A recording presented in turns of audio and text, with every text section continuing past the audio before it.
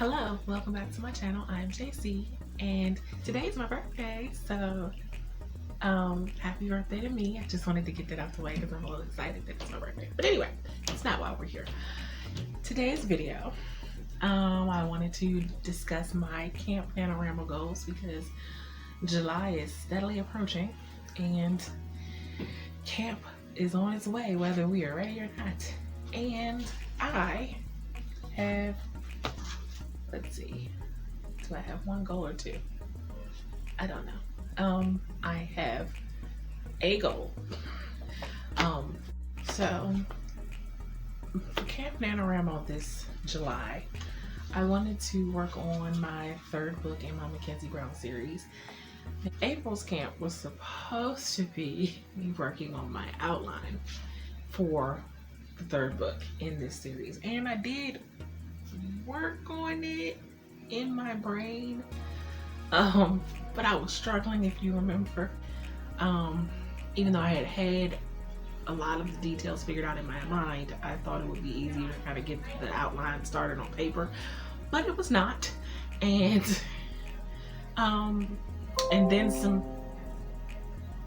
then some things had changed, and I wanted to, well, I was changing the way I was doing things, so, and the way I started the book changed. So, needless to say, I did not finish the outline in April, so I have been working, well, I am working on it now to finish before the end of June. In July, I want to be able to start chapter 1 writing. I miss writing right now. I miss drafting. I'm ready to write. I love the outlining phase when it's going well and it's not struggling, which is starting to go in the direction that I needed to go. But okay, so I don't know if I explained what book 3 was about, and I'm not gonna go into a terrible amount of detail because I like to keep things a bit of a surprise. So book 3 is centered around Mackenzie's best friend, who is the ADA now in this book, and her name is Leah Peterson. And so the overall case that Mackenzie is investigating some serial rapes that have been happening in the area, and she's been doing a story on them, the impact that they're having on the community, and this, that, and other. So now that the guy has been caught, the focus of her investigative story is the serial rapes and the guy who committed them. Well, turns out Leah, when she was a teenager, she was raped. She got pregnant and she gave the baby up for adoption. No one knows this except for Leah, and no, I don't even think she never told anyone. Her grandmother knew she was pregnant, but she didn't know how she had gotten pregnant, or the reality of how she got pregnant. She just thought she was promiscuous, and Leah just let her think that because in some weird way she was protecting her negligent mother. Still, she always grew up protecting her mother, and basically her mother was a drug addict, alcoholic. She was present but not really, and so she did a lot of the raising herself, and raising of herself and of her mother. And so the guy who was her mother's drug dealer, guy who sold her, who kept her mother addicted, he was also her mother's boyfriend, and he raped her, and she got pregnant. And I want to say a year or two before he started committing these serial rapes, he had came to her because he got in trouble legally with something else, and she was a criminal defense attorney, and she had gotten someone off on a crime he actually committed, and he wanted to know if she could do the same. And he kind of pretended like he was trying to get absolution and forgiveness from her, which he wasn't. He just wanted her help, and she said no, obviously, but she never told anyone about that. Of course, she's never told anyone, not even her best friend. So Flash forward to now. So the guy that the DA has now tasked the new ADA with prosecuting is the one and the same with the guy who raped her. She is obviously shaken up. She is trying to process not only what happened to her when she was younger, but having to see this guy and one, thinking that maybe had she reported him and said something in the past, that these women that he raped since wouldn't have been raped, because he would have been behind bars, or he would have been dealt with. So then two, she is faced with remembering the child she gave up for adoption, and I guess she had blocked it out and never really thought about it until this happened, but until this case came. So also there's some other little nuggets and secrets and things that come out, and other people from her past that have something to do with this case as well. So he ends up getting murdered. So that ends up being the Mackenzie.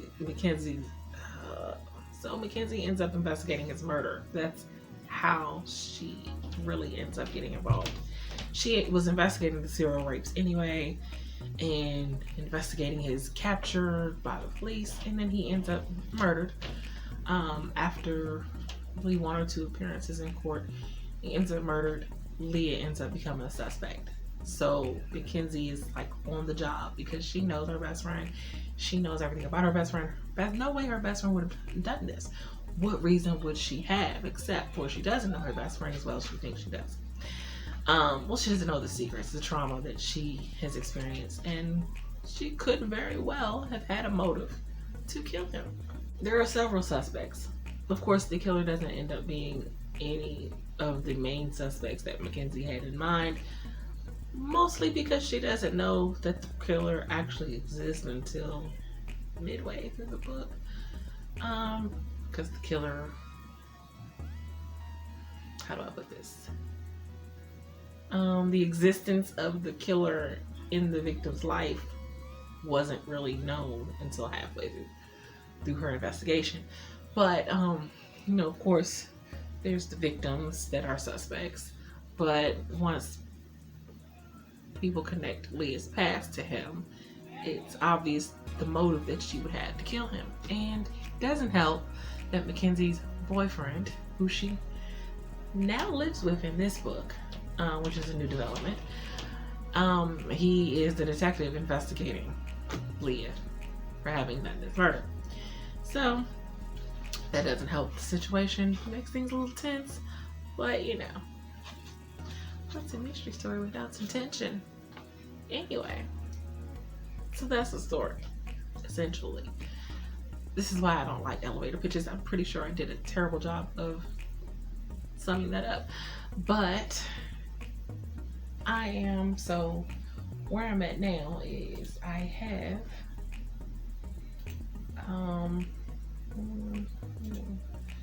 so I have character sketches. You can see that. So those are my character sketches that I am working on, and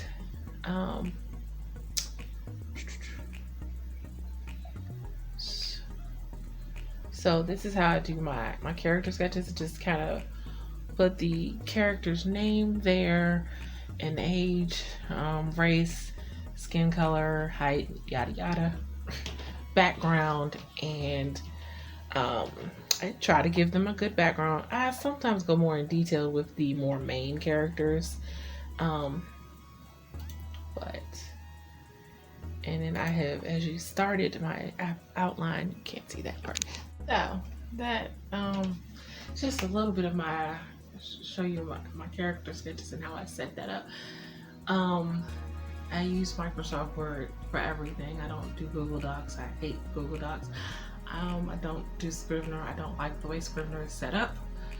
So Microsoft Word is the way I do things. I mostly, as I think I mentioned in a vlog, probably the vlog before today, the first week of June vlog, I am going to be writing up a chapter at a time of my outline and then typing it up.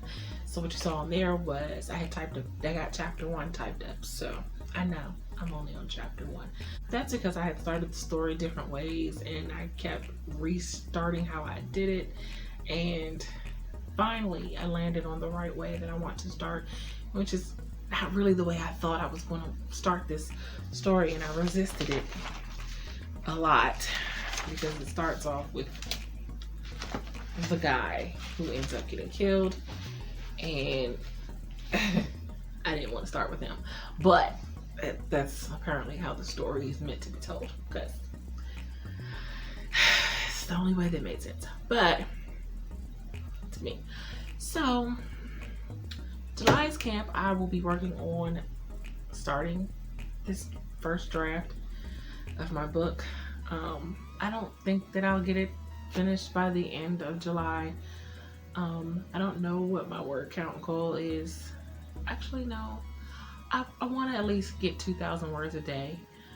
I don't know if I'm going to be using the site because I don't like how their site operates during camps. So I don't know that I'll be using it. It's a little confusing, and they won't let me do what I want to do. So, but I'm also at the same time working on getting the re-release of the diary together, as well as my poetry books. So it's going to be a juggling act, but 2,000 words a day is what I'm shooting for. If I get more, then that's great. So I'll be trying to be on as many live streams as feasibly possible. That's not how you say that. I'll be trying to be a part of it, not a part of as in on screen, because now I'll try to be on, I don't know, maybe I'll do some sprints during camp. Don't hold me to that. I'm not promising anything, but I'm thinking about it, because I said I didn't want to start doing writing sprints until I'm actually in draft mode. So I'll be in draft mode hopefully at the start of July. So maybe I will do some sprints. I don't know what day I would do them or what time, but I'll definitely be in the chat on some live sprints to get some writing done. I feel like I should set my goal higher than 2,000 because I just feel like I should, but I think that's my internal pressure telling me to do that.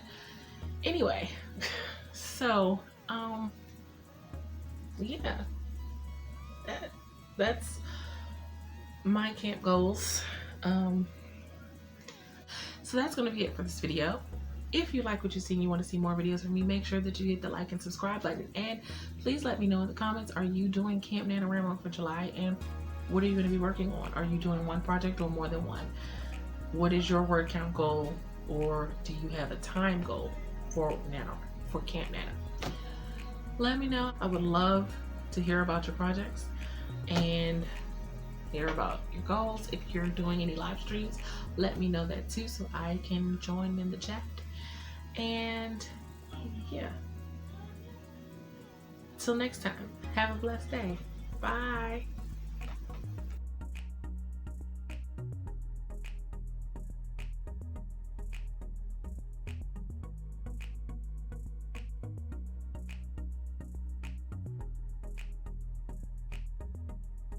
My voice didn't sound right. Okay. Hello. Now, I think April's June. I was struggling with my Camp NaNoWriMo in April. Did I say June earlier? Anyway, so that in July I can be really. I would like to hold on. I'll be back.